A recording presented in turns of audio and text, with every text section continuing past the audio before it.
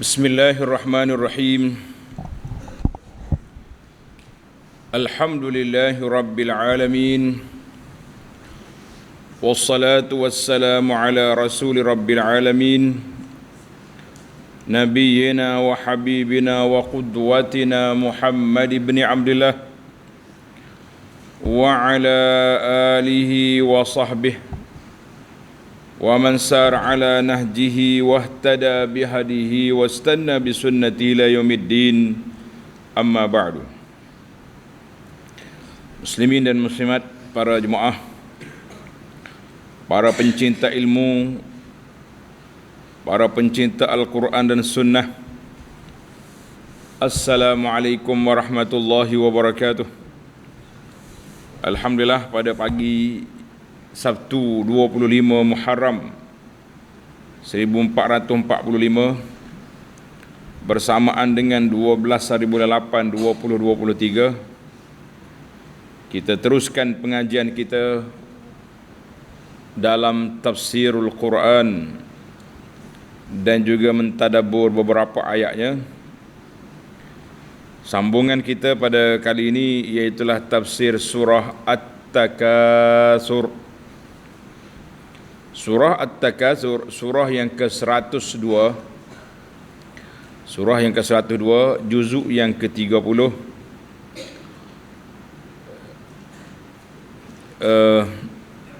Bagi pelajar, muka surah 1428, di mana dalam ayat yang lepas kita telah bincang tentang Allah Ta'ala mencela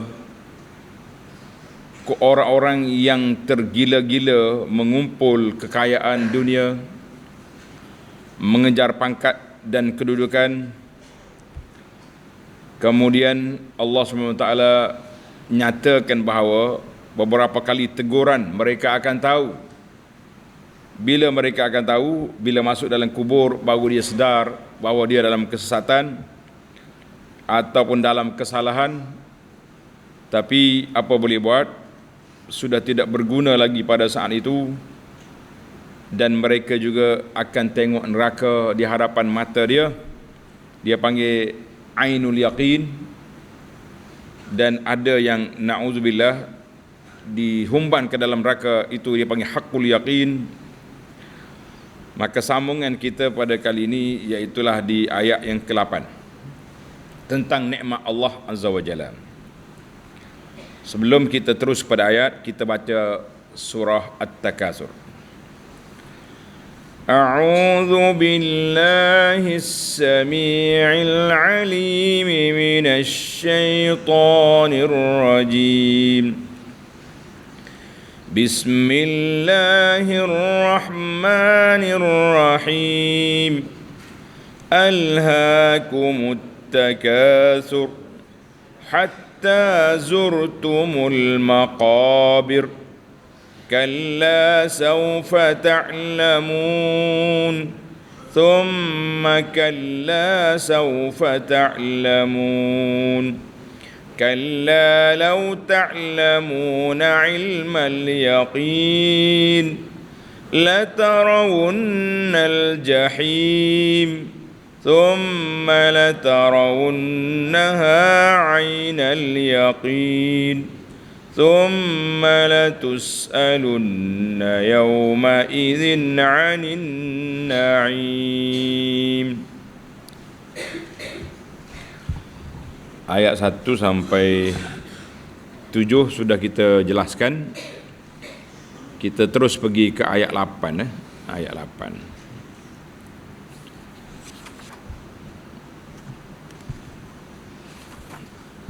Dalam ayat-ayat yang lepas,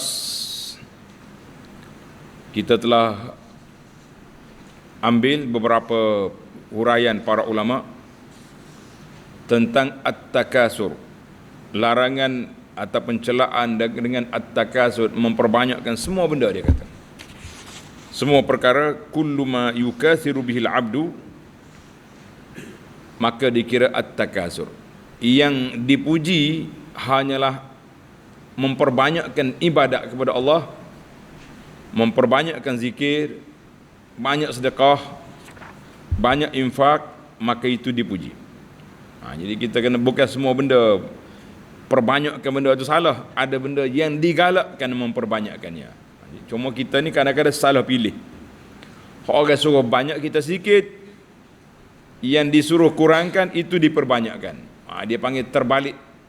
Dia punya terbalik, sikap yang terbalik, ataupun mengambil jalan yang salah. Masuk jalan no entry. Kita suruh masuk jalan betul, dia masuk jalan kona. Maka ini dia panggil kesilapan yang berlaku di dalam sebahagian daripada orang yang mencari jalan yang silap. Baik para pelajar, terus pergi ke ayat 8. Thumma latus'alunna yawma idzin 'anin na'im. Selain dari itu, sesungguhnya kamu akan ditanya pada hari akhirat, pada hari kiamat, tentang segala nikmat yang kamu telah menikmatinya di atas dunia. Kita ambil nikmat Allah SWT, tapi kita lupa kepada Al-Mun'im Jalla Jalaluhu. Kita lupa kepada pemberi nikmat. Maka ini satu kerosakan yang besar berlaku, iaitu ambil nikmat, tuan dia pemberi nikmat tidak dikenali ataupun dilupai. Tengok nota di bawah, kata pada hari akhirat masing-masing orang mukmin dan orang kafir akan ditanya. Jadi kita dah bincang dalam siri, anda dah sebut sepintah lalu dalam siri lepas, para ulama berbeza pandangan tentang siapa yang akan ditanya. Maka ada yang mengatakan yang ditanya ini orang kafir ya. Dia panggil soal tabkid, soal nak menghina mereka. Mu ambil barang-barang aku, kamu guna nikmat yang aku beri, tapi kamu syirik buat, gimana? Itu panggil marah. Tapi ramai juga para ulama mengatakan bahawa as-soalu am. Soal di sini umum. Orang mukmin ditanya supaya mereka lebih terkesan, lebih bersyukur bahawa ketika dia duduk atas dunia dulu, banyak nikmat yang Allah anugerahkan kepadanya. Mana orang kafir tanya, dia panggil soal tabkid, soal nak mengkredit. Orang mukmin soal supaya lebih bersyukur kepada Allah Azza wa Jalla, sebab dia tahu semua yang diguna itu adalah nikmat daripada Allah Azza wa Jalla. Tengok ni. Orang-orang mukmin akan ditanya tentang nikmat-nikmat itu kerana hendak menyatakan kemuliaan mereka, dengan sebab mereka bersyukur dengan menggunakan segala nikmat yang dikurniakan itu pada perkara yang diredai oleh Allah Azza wa Jalla. Dan orang-orang kafir pula akan ditanya tentang nikmat-nikmat itu kerana hendak menyatakan kejahatan dan kehinaan, dengan sebab mereka menyalahgunakan nikmat yang Allah anugerahkan. Maka kita setuju dengan pandangan yang mengatakan dua-dua kumpulan akan ditanya. Dua-dua kumpulan akan ditanya. Yang mukmin pun ditanya, yang kafir juga ditanya. Jadi kita kata dua-dua kena tanya. Tidak kata kafir saja tanya, mukmin tak kena lah, dua-dua ditanya.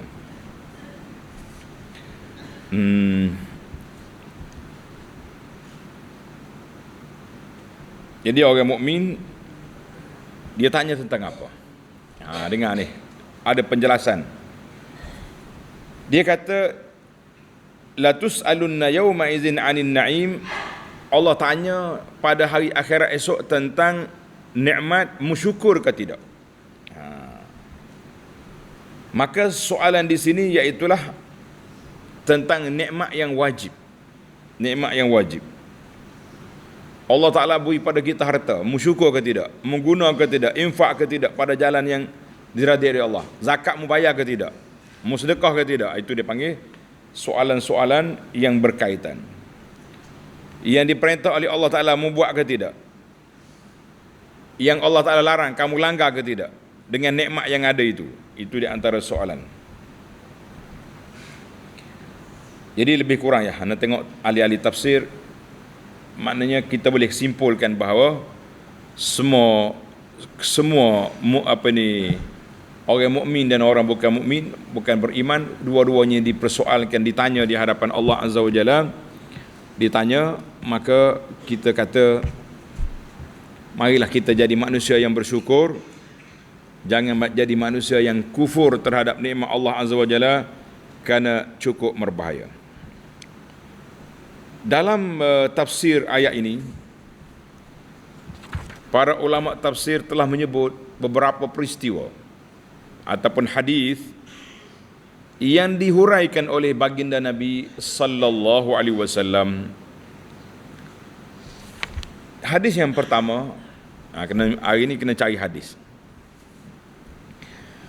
An Abi Hurairah radhiyallahu anhu qala Rasulullah sallallahu alaihi wasallam, Nabi kita bersabda, inna awwala ma yus'alu anhu yaumal qiyamah, di antara perkara awal yang akan ditanya pada hari kiamat, yakni tentang nikmat.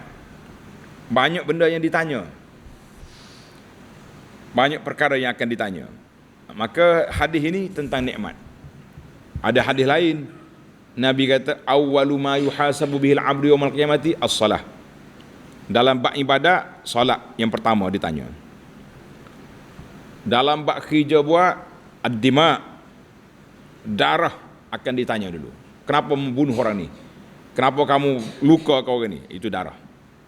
Dalam bab jenayah. Dalam bab nikmat, apa yang awalnya ditanya? An yuqala lahu, malaikat akan tanya, alam nusihha laka jismaka, bukankah kami telah beri kepada kamu tubuh badan yang sihat? Tubuhmu sihat molek? Sihat. Mu kayuh basikal berapa puluh kilo boleh pergi? 50 kilo. Rumahmu dengan masjid berapa langkah? 50. Mugi ke dak? Dak. Sudah. Dengar ni. Anda tak menyalahkan pengayuh basikal, silakan. Untuk kesihatan. Cuma kita nak buat satu soalan tentang nikmat. Maknanya tubuh sihat, berjalan sana sini semuanya dia boleh pergi, tapi rumah-rumah Allah tak sampai nak pergi. Maknanya dia panggil salah guna nikmat. Sudah. Benar kita. Awak sihat? Sihat. Jiran sebelah rumah awak membelu ke batu, kamu tolong ke tidak? Tak. Maknanya satu-satu akan dipersoalkan. Tengok, alam nusahhi laka jismaka, bukankah aku dah beri kepada kamu tubuh badan yang sihat? Wa nurwiyaka minal ma'il barid, kami beri kamu minum air yang sejuk. Tak cukup dengan sejuk keluar daripada batu, keluar pula daripada peti. Zaman kita ini air sejuk keluar dari mana? Keluar dari peti. Orang zaman dulu kalau kata air sejuk tu bukan air batu macam kita hari ni. Ana pergi duduk negeri Arab. Orang Arab ni dia ambil kulit kambing, dia bersihkan, dia samak, dia buat qirbah. Qirbah ni dia buah air dalam tu. Lepas tu dia gantung di kereta dia, kena angin, kalau musim sejuk gak angin tebus tu. Lepas tu bila dia minum, sejuk. Itu je proses pensejukan yang ada pada zaman itu. Tapi nikmat zaman kita ni mari air batu lagi, masih air tambah dengan ais kering pula. Tak cukup ais kering lagi, tambah tu tambah ni. Akhir sekali kencing manis juga mari. Nak kata apa? Banyak doa guna nikmat. Allahul musta'an. Maka ditanya tentang air yang sejuk yang kamu minum. Kamu syukur ke tidak? Allahu Akbar. Kamu syukur ke tidak? Maknanya dalam bab nikmat sampai begitu kayak ditanya. Hadis ini sahih. Akhrajahu at-Tirmizi wal lafzu lahu wa Ibn Hibban wa sahahahu Ibn al-Arabi wa muhaqqiq semasa mengatakan sanad dia sahih. Yang penting bagi kita, air kita minum pun akan dipersoalkan, akan ditanya. Dan zaman kita hari ni pula, Masya Allah, fitnah air nampaknya panas hari dua ni. Tak, semua orang mari bercakap tentang air. Allah diri sebut dalam Quran, waja'alna minal ma' kulla syai'in hayy. Kami jadikan daripada benda yang hidup itu daripada air. Maka air adalah merupakan satu nikmat bagi orang yang duduk menerima nikmat air ni. Bersyukurlah kepada Allah Azza wa Jalla. Ada yang ada masalah gangguan air, insya-Allah kita doakan semoga Allah Taala selesaikan, anugerahkan jalan penyelesaian yang baik, insya-Allah. Tapi kalau duk jadi moda ya, buat balas sana sini, kita mengatakan janganlah terlalu over sangat.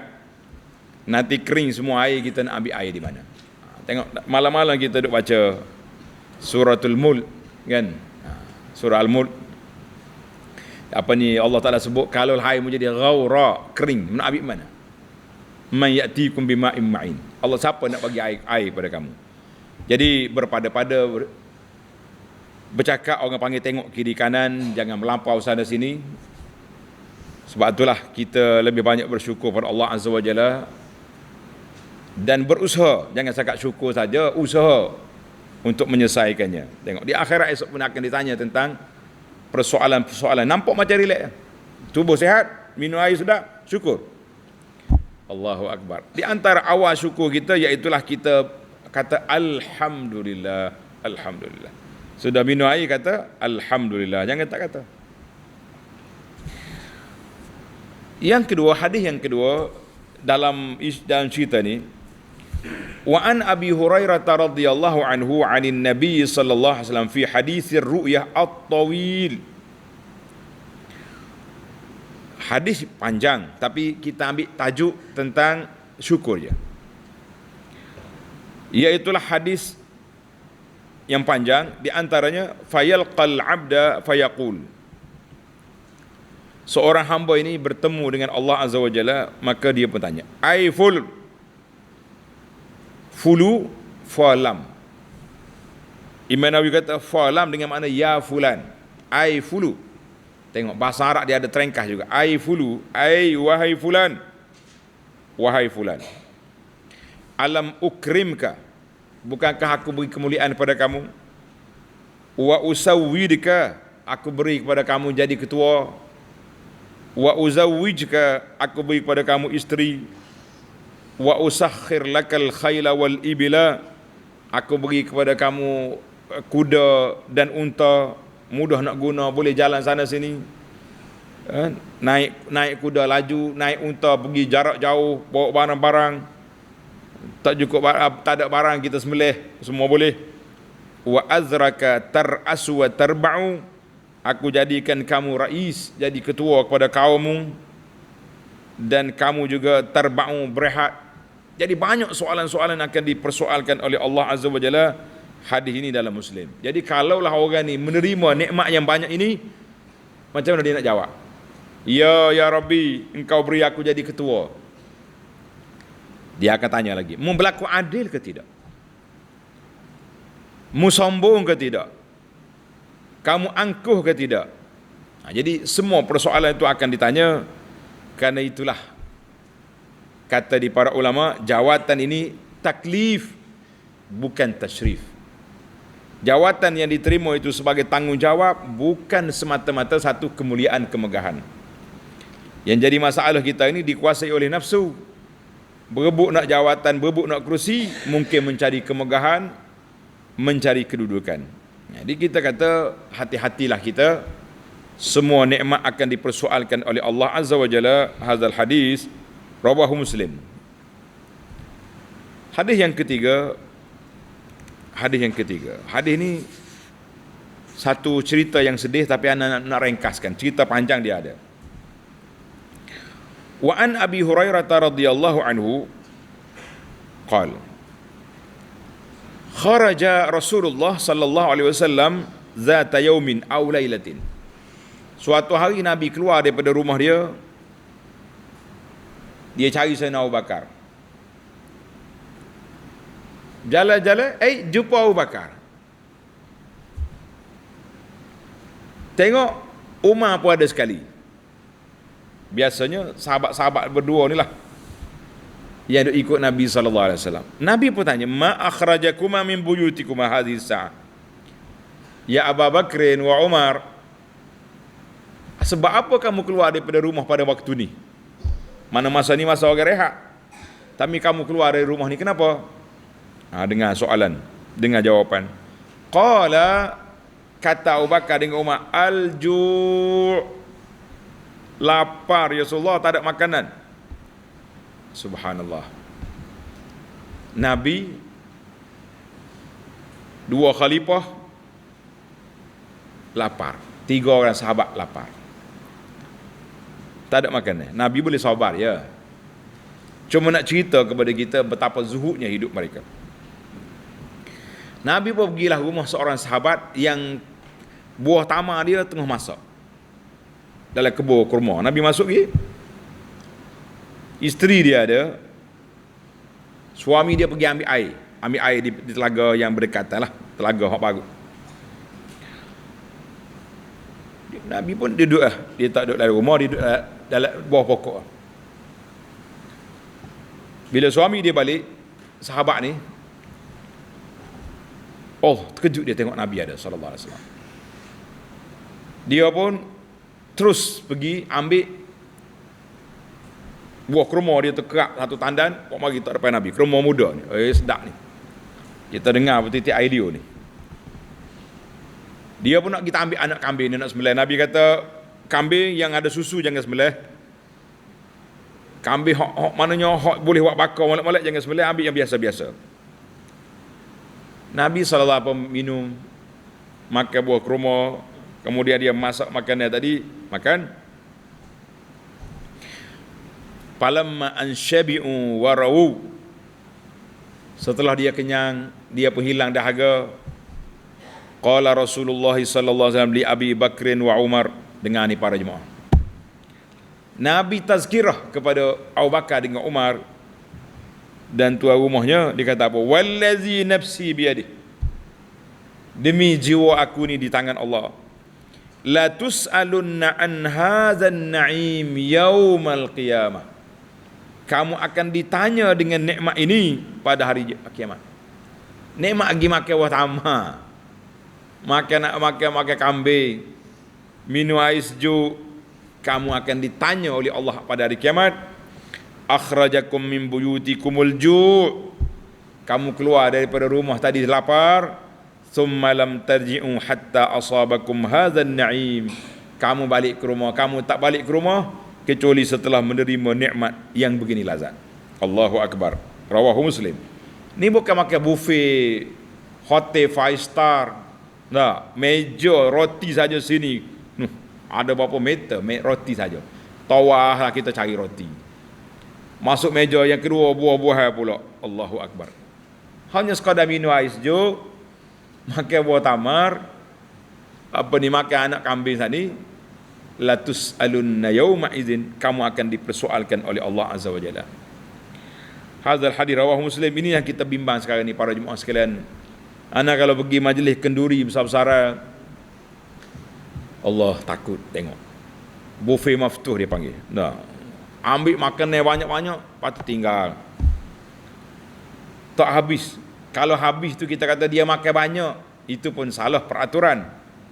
Tapi yang lebih sedih lagi, makanan dibuang. Bila kita pergi contohnya makanan di kedai arak, dia mari talai besar, letak atas meja kita. Kita pun makan tak habis, tinggal. Kalau kita tinggal, dia ambil makanan itu, dah letak sampah. Lepas itulah kita berusaha lah, kata tuan, tanya penjaga kedai tu, ada bekas-bekas yang kita boleh ambil nasi ni? Tak puas ke apa benda. Dia memang dia sediakan alat. Dia bekas. Ambillah nasi, ambil lauk. Kalau kita tak mau makan apa, bagi kepada siapa-siapa duduk tepi jalan tu. Allahu Akbar. Nikmat akan ditanya oleh Allah Azza wa Jalla. Satu cerita di Arab, di Mekah. Pak cik ni, biasa orang Arab ni dia buat kenduri malam. Malam dia kenduri. Kenduri kahwin dia malam. Waktu makan untuk laki-laki jam 12 tengah malam. Waktu lagu negaraku, mari makan tala keluar. Kita pun kalau ada malam ni ada kenduri, makan dulu Al-Fahisha tu. Kalau pergi ni duduk minum kahwa dengan syai, gonjak perut. Jadi pukul 11 malam kita pergi. Pukul 12 dia hidang. Dia hidang serentak sebab dewan kahwin. Untuk perempuan pukul 3 pagi baru dia makan. Jadi seorang pakcik Arab ni balik semaya subuh, lalu ikut tong sampah, dia tengok orang duduk cuah makan ni. Tak habis. Dia berhenti dekat tong sampah, dia menangis. Dia kata kita dulu sebelum jumpa minyak susah nak makan. Bila petrol mari, inikah jadi. Nikmat dicampak, nikmat dibuang. Tanda kita syukur dengan kekayaan hari ini. Allah. Inilah yang kita bimbang para jemaah sekalian. Kita bimbang nikmat Allah Ta'ala curah mari. Kita pula tak syukur. Ramai lagi orang tak cukup makanan, kita dah buang makanan sebab terlalu lebih. Nas'alullah al-afwa wal-afiyah. Kita minta Allah SWT maafkan kita. Beri kesedaran pada masyarakat, jangan tamak, jangan membazir. Kalau kita buat kenduri, tak banyak mata lauk, orang kata pula Allah nampak macam kaya tapi bakhil, kena juga. Tak ada benda lah yang selamat atas dunia ni. Hak selamatnya jangan duduk duduk dia sorang selamat. Zaman sekarang dengan ada gadget dalam poket, tak selamat. Duduk sorang lagi bahaya. Tengok cerita karut lah, duk baca grup WhatsApp, duk mengata korang lah, macam-macam. Manusia hari ni bila kita nasihat apa-apa, dia bukan nak fikir nasihat. Dia baca nasihat orang dengan otak dia. Hak dalam kepala otak dia tu warna apa, dia baca dengan warna dia. Sebab itulah nasihat tak masuk. Bahkan dia hentam balik, komen balik. Kadang-kadang hak komen tu bukannya budak cerdik sangat, kita apa kenal. Hak mengaji betul tahulah warna ni. Tapi tukar warna ni, macam dia komen, ya Allah, macam dia tu ulama besar, macam malaikat sudah champion menulis apa-apa, menulis dosa pahala kita. Jangan. Satu lagi kisah. Allahu Akbar. Kisah nikmat ni sangat berat untuk kita lalui, takut kita tak syukur. Wa aniz Zubair ibn al-Awwam radhiyallahu anhu qala, kata Az-Zubair, lamma nazalat, bila turun ayat ni, ayat kita baca ni, thumma latus'alunna yawma idzin 'anin na'im. Kemudian akan ditanya pada hari kiamat tentang nikmat. Qala Zubair mari tanya Nabi sallallahu alaihi wasallam, ya Rasulullah, fa ayyun na'imi nus'al anhu? Rasulullah, nikmat mana kita akan dipersoalkan? Wa innama humal aswadan. Zubair kata, Rasulullah, di rumah kami ada dua benda hitam ya. Buah tamar dengan air. Kek. Sampai kita hari ni kek berapa lapis?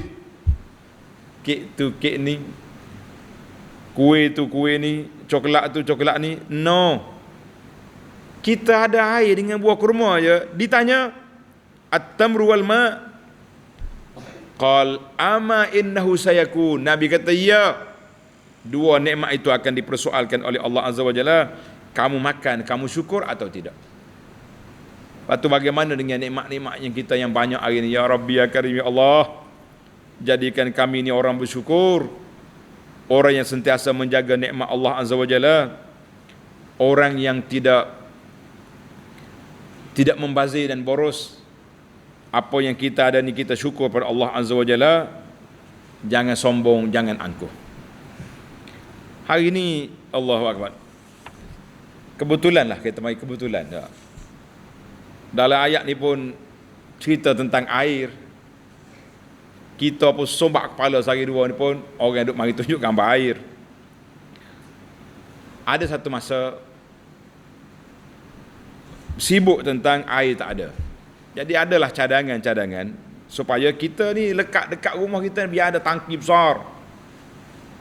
Bila mari hujan, kita lepas dulu hujan keluar supaya buang daun-daun dulu, debu-debu, lepas tu kita simpan dalam tong kita. Allahu Akbar. Ada orang ni sombong. Sombong, dia kritik.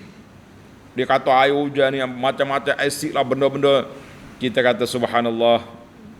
Allah turunkan kepada kita nikmat hujan, kita lepas ke parit. Lepas tu kita duduk tunggu air orang atas mari, tak mari kita mengamuk. Kita kata banyak benda-benda mekanisme sebenarnya kita lalai, kita cuai daripada menggunakan nikmat yang Allah Taala anugerahkan, tapi kita lebih menyalahkan orang daripada mencari penyelesaian. Baik para jemaah sekalian, tamatlah tafsir kita ayat summa latus'alunna yawma idzin 'anil na'im. Kamu akan dipersoalkan segala nikmat yang Allah anugerahkan kepada kamu. Ya Allah, jadikan kami orang-orang yang bersyukur dengan nikmat yang Engkau anugerahkan ya Rabb. Jangan jadi manusia yang takabur, manusia yang kufur nikmat, manusia yang lupa daratan, lupa segala-gala semata-mata kerana nak menghentam kawan ataupun mengejar kedudukan. Nas'alullah as-salamata wal afiyah. Baik, sekarang kita berpindah kepada mencari 5 faedah daripada ayat, daripada awal Alhaakumut Takasur sampai ke ayat yang kita baca sekarang. Hadis yang terakhir tadi, hadis Az-Zubair, sebut dia kata hadis ini akhrajahu At-Tirmizi wal lafzu lahu wa Ibnu Majah wa Ahmad wa sahaha isnadahu wa ataupun hasanahu jam'un minal muhaqqiqin al-mu'asirin. Alhamdulillah. Kita berpindah kepada al-faedah, al-fawaid. Faedah yang pertama, alhaakumut takasur, yang melekakan kamu, melarakan kamu itu apa? Sebab gila nak banyakkan harta, gila nak besar pangkat dan kedudukan, maka kita akan lara, leka daripada mengingati Allah Azza wa Jalla. Kata ulama, at-takasur mutlaqan laisa bimazmum. Sekadar nak memperbanyakkan harta, nak meramaikan isteri, nak banyakkan anak, bukanlah mazmum. Ada benda yang dipuji. Li'anna at-takasur fil ilmi, orang yang memperbanyakkan menimba ilmu, banyak melakukan ketaatan, banyak melakukan akhlak yang baik, tidak dicela. Bahkan orang yang banyak buat ibadat, orang akan ikut kita pula. Aku nak menuntut ilmu juga. Tengok. Kita kadang-kadang dengan guru kita menuntut ilmu, kita dengar ya, letih. Dia bercakap pagi mengajar, petang mengajar, tak letih. Allahu Akbar.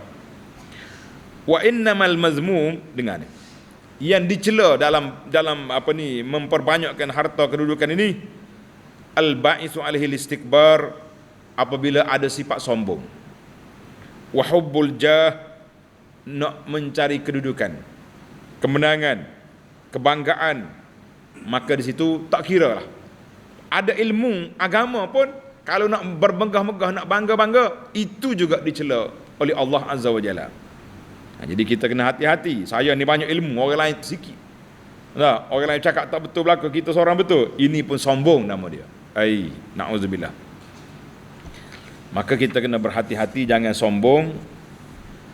Sebab itulah kata ulama lughah, apa sebab Allah kata alhaakumut takasur, yang melekakan kamu nak memperbanyakkan harta. Tuhan tak kata syagalakum, sibuk kamu mencari harta. Lah.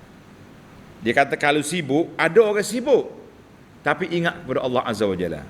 Tapi kalau kata hal alhaaku allahu, hak ni melekakan kita, memang tak ingat kepada Allah Azza wa Jalla. Sebab tu Tuhan guna perkataan alhaakum, melalaikan kamu, melekakan kamu, merusakkan kepala kamu ni, apa dia? Nak harta. Dia beza di antara, kalau sibuk, ada je orang yang kita kenal, dia sibuk sangat-sangat, tapi azan bunyi berada di masjid dia. Subhanallah. Handphone pun tinggal di jabat, tak bawa ke masjid.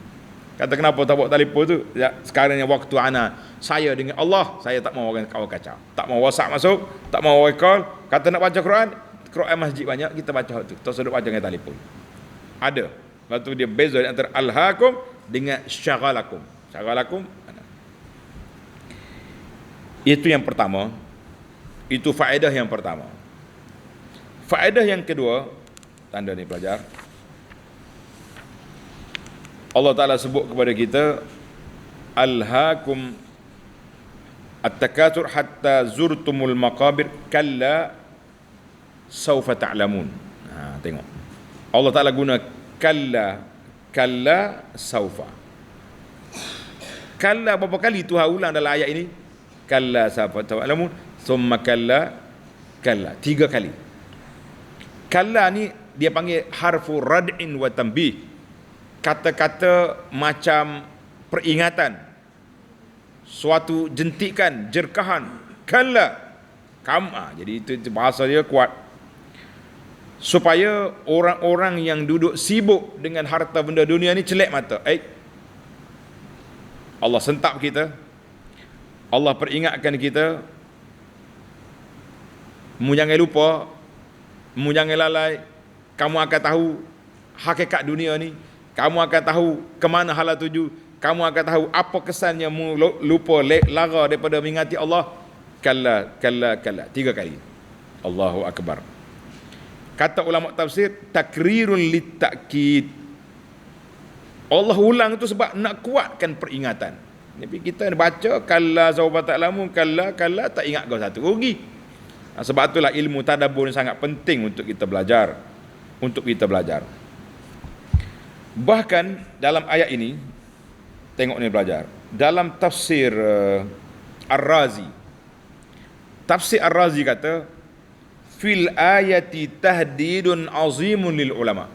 Ayat ini suatu amaran keras kepada para ulama. Dengar kita, ulama ni mana orang hak pandai agama.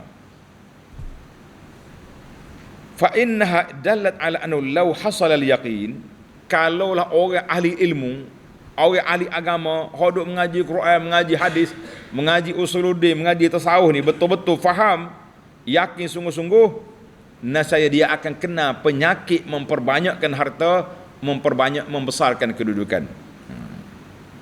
Maka dia tak akan buat. Pada itulah kita bimbang hari ni, waktu bercakap tasawuf ni kat Allah, menitik air liu, menitik air mata, anak-anak murid berteriak belakang. Sudah bercakap, waktu minum air duk tayang ke kereta besar dia, duk cerita harta dunia, terlupa.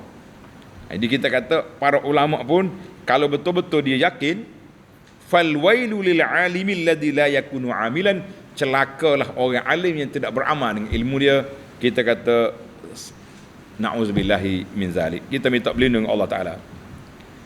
Berapa ramai orang yang duk tayang dia punya CJ kelulusan tinggi sana sini, tetapi gagal dalam amalan. Kadang-kadang kita rasa sedih tengok turun kapal terbang dengan orang besar-besar, pembesar agama. Kata siapa dia mari ambil tu? Dia kata ada anak mari ambil. Tengok anak dia hak perempuan tu tukar pakaian lebih macam lah anak-anak orang yang tak ngaji agama. Itu bab pakaian, bab lain kita tak nampak.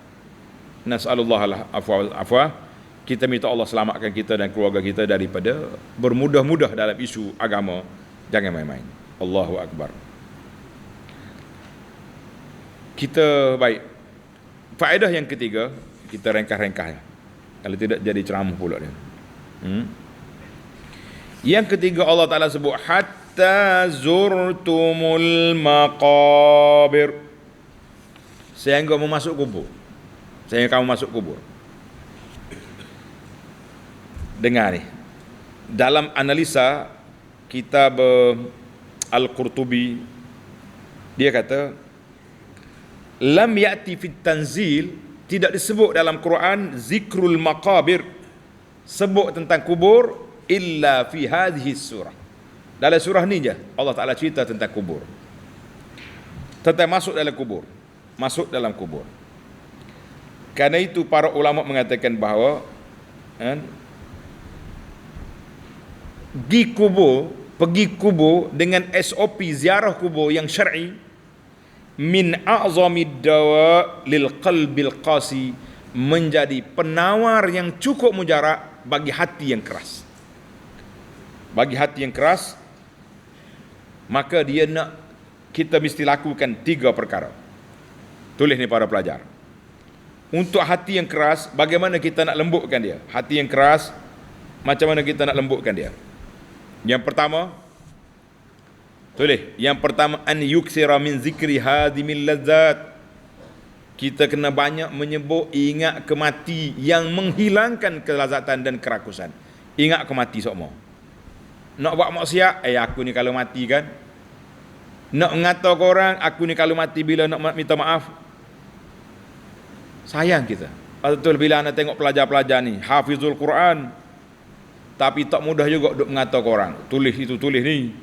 Kita kata akhsha, aku bimbang. Nanti Allah tutup hafalanmu dengan sebab maksiat yang mulut, tangan kamu duk mengomel kuat-kuat ni. Kita bimbang takut hilang dia punya nikmat. Hafizul Quran akhirnya jadi al-habis, bukan al-hafiz. Wal'iyazubillah. Hati-hatilah pelajar-pelajar, penuntut ilmu. Banyak ingat ke mati. Jangan daripada banyak duduk mengomel orang. Tengok. Yang pertama sekali, iaitulah ilaju, penawar yang paling mujarab untuk kita lembutkan hati kita, banyak ingat ke mati. Sebab ingat ke mati ni menghilangkan kerakusan. Dia akan berpisah dengan orang yang kita sayang. Anak-anak akan menjadi yatim, isteri akan menjadi janda. Jadi kita ingat ke mati, kita takut nak buat maksiat. Sebab kalau kita mati dalam keadaan maksiat, siapa yang akan jaga anak kita?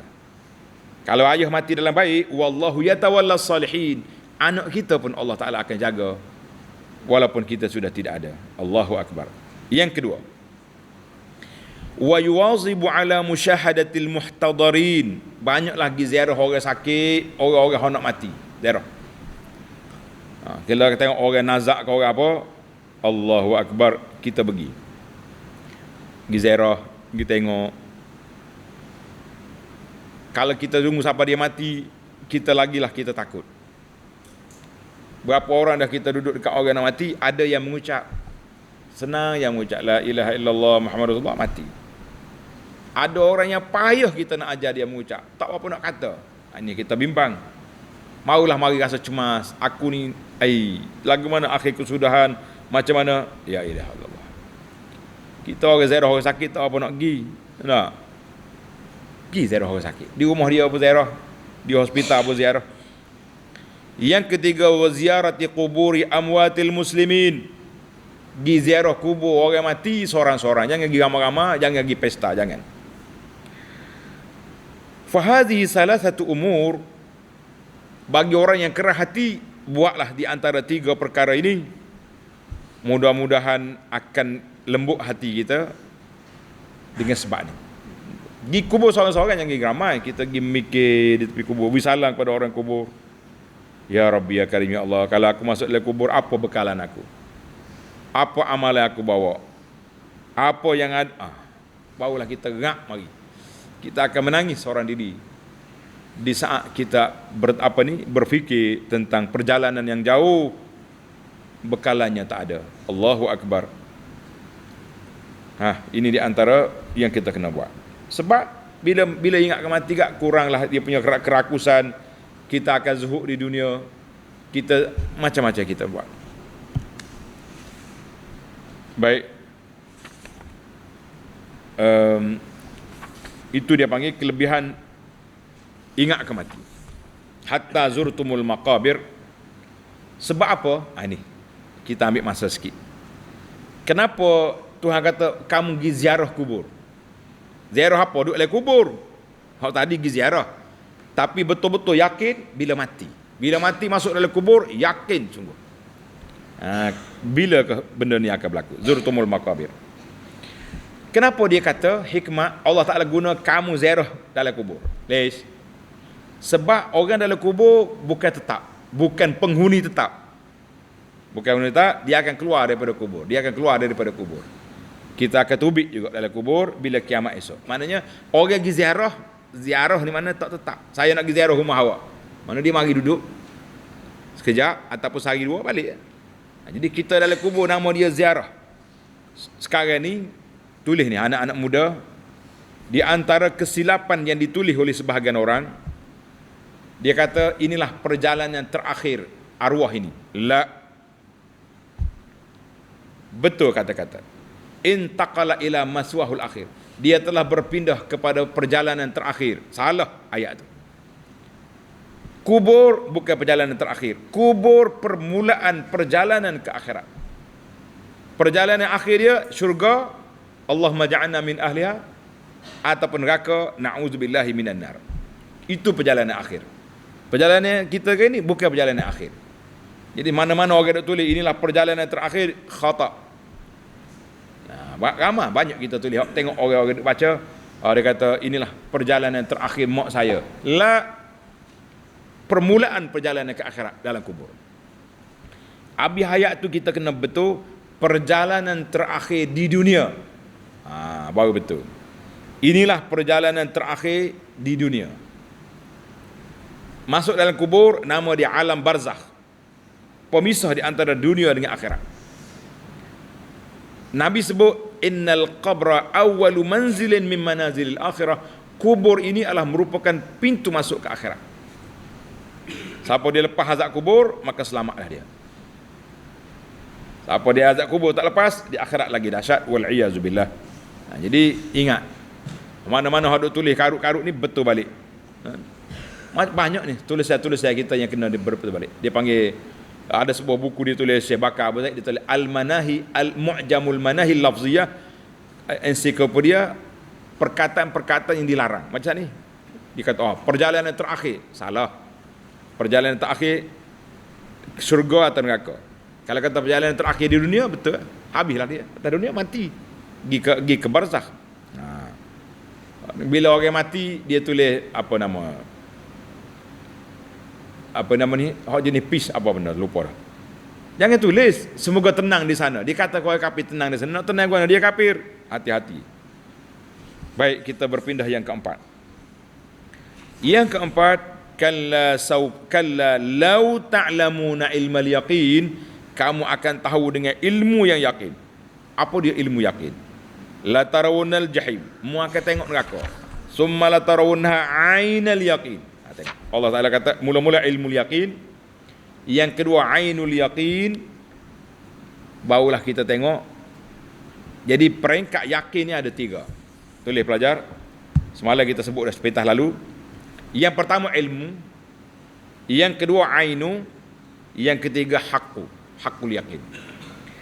Apa dia ainu? Sekarang semua kita orang beriman ilmu yakin. Kita yakin syurga ada, neraka ada. Yakin ke tak yakin? Yakin.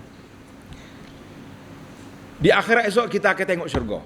Ni syurga. Ataupun bila kita mati, Allah Taala akan tunjuk syurga. Nampak? Itu dia panggil ainul yakin. Nampak dah, kita tengok depan mata kita.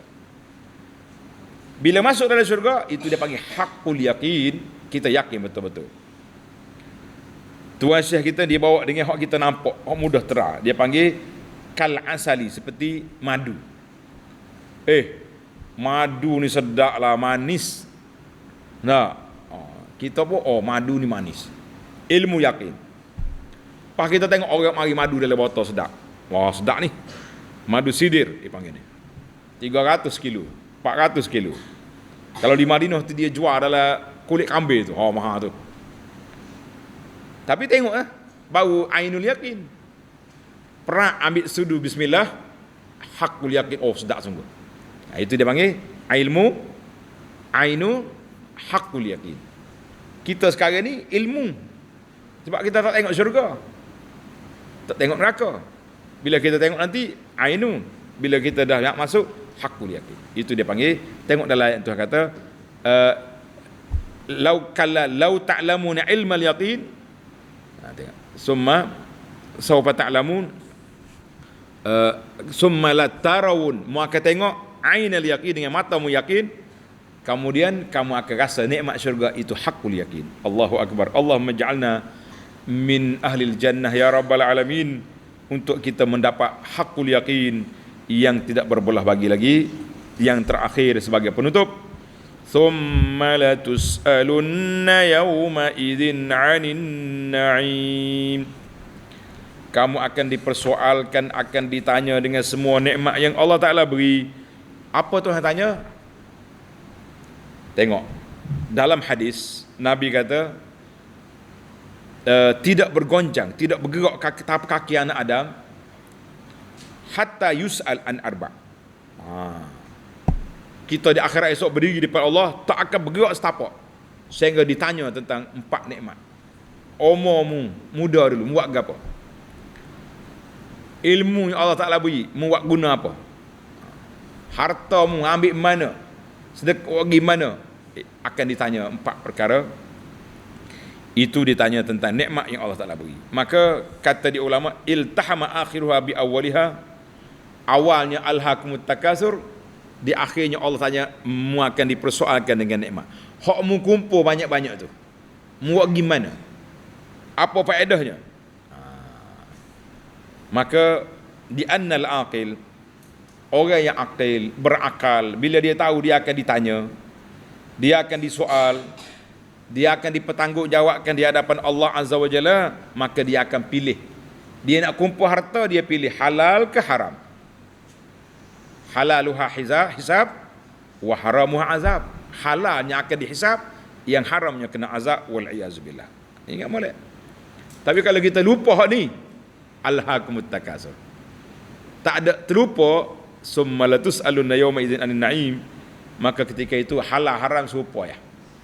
Apa nak jadi, nak jadilah. Ni kita duk tengok saya berteropo ni. Hak duduk hentam orang tak terpasar ni. Buat tajuk sensasi, kamu dia orang duk ulah dengan tajuk yang buruk ni. Kita kata mereka ni lupa nikmat yang Allah Ta'ala beri. Kita boleh menulis, kita boleh buat guna, tapi dia lupa tentang soalan yang akan dipersoalkan oleh Allah Azza di akhirat. Maka kita orang yang ada iman, ada takwa, kita kena berfikir setiap tindakan kita kena fikir dosa dan pahala. Orang duk tular, orang duk viral, dia kata pemilihan ni bukan agama, kita kata benar. Tapi kata-kata itu juga perlu diperjelaskan bahawa semua kerja buat kita orang Islam mesti ada kaitan dengan agama. Ada dosa, ada pahala. Jadi kita fikirlah, tindakan yang kita buat ini, hasil tangan yang kita kerja ini, apakah kesan dia? Adakah memberi pulangan yang baik kepada agama dan negara, ataupun memberi kesan kepada agama? Masing-masing berfikir, masing-masing ambil tanggungjawab. Kita akan dipersoalkan di hadapan Allah Azza wa Jalla. Ayat ini tepat dengan masa supaya kita berfikir, jangan ikut nafsu semata-mata. Duk kata sini, hentam sini, akhir sekali kita yang terkebil-kebil, tak tahu nak gimana. Hatta zurtumul maqabir, masuk dalam kubur baru kita tahu banyaknya dosa aku. Pahala yang kita buat beri ke orang belaka, sebab pagi, petang, siang, malam duk kutuk orang. Yang tinggal kepada kita ni dosa orang yang campak atas kepala kita. Nas'alullah al-afwa wal afiyah. Kita minta Allah SWT maafkan kesalahan kita, sedarkan kita daripada perkara yang tidak baik. Tamatlah perbincangan kita pada pagi yang mulia ini. InsyaAllah kita akan sambung suratul Asri dalam CD yang akan datang. Subhanakallahumma wa bihamdika asyhadu an la ilaha illa anta astaghfiruka wa atubu ilaik. Wa sallallahu ala nabiyyina Muhammad wa ala alihi wa sahbihi ajma'in walhamdulillahi rabbil alamin.